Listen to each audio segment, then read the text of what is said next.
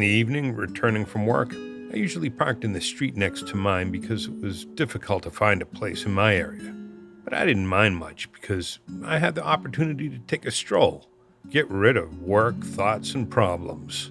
Sometimes I stopped by my favorite bar and had a drink or a coffee.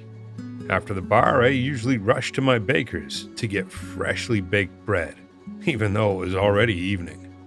Then I headed home, and around the corner of my street, I could already hear him barking. It was Black, a doberman, and never was it a more apt name. Like the Dark Knight. It was really black, so black it was hard to see, if not well lit by a street lamp. In fact, Black was rarely visible, at least not from afar, because he was always with his master Mike under the only unlit lamppost on my street. Now, Mike knew that Black, strangely, had for some reason a soft spot for me, and we'd become friends. Or rather, let's say that we'd both gotten used to my friendship with Black. As soon as I rounded the corner, Mike realized it was me and released Black from the leash. Black started out like a rocket, and if I didn't know him, I would have peed myself out of fear. He ran, clinging to the asphalt with his claws, making a shrill but powerful noise, and a few meters from me he braked in a slide, and as soon as I was at the right distance, he leaped to one side and then the other side, and finally he got on two legs and tried to lick my face. It was a joy to see him. I dropped my backpack and bags on the floor and cuddled him a lot. He jumped like a cricket. Then at one point, when Mike realized that maybe he was exaggerating, he let out a short and sharp whistle. Black immediately stopped and started running towards Mike as if there was no tomorrow. Halfway through, Black would stop suddenly and turn towards me, as if to make sure I was also moving in his direction. However, at the second whistle, he'd run back towards his master. I walked towards him. Mike gave me the usual nod and smile as he put the leash back on Black. I opened my door to enter my home, but before entering, I always turned around, looking for Black's gaze, who continued to observe me from the other side of the street until I disappeared behind the door. Every evening, every time I came home, the same scene. Winter, summer, sun, rain, it didn't matter. But one evening, October, it was cold. Black wasn't there, and neither was Mike. And so the next evening, and the one after that too.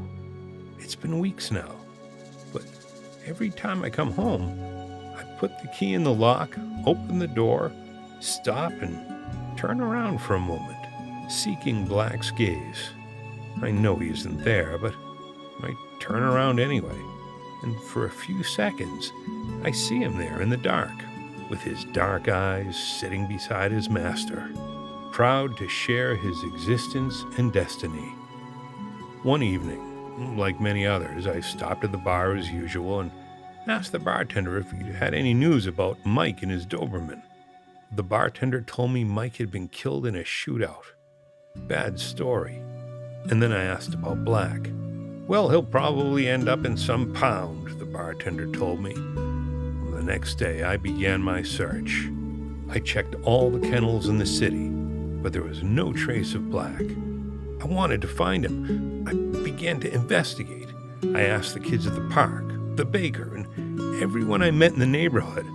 Well, finally, a police patrol told me he wasn't in a shelter, but he had been taken into their custody because he was considered dangerous and would probably have been euthanized. As soon as I arrived at the command, I suggested adopting him.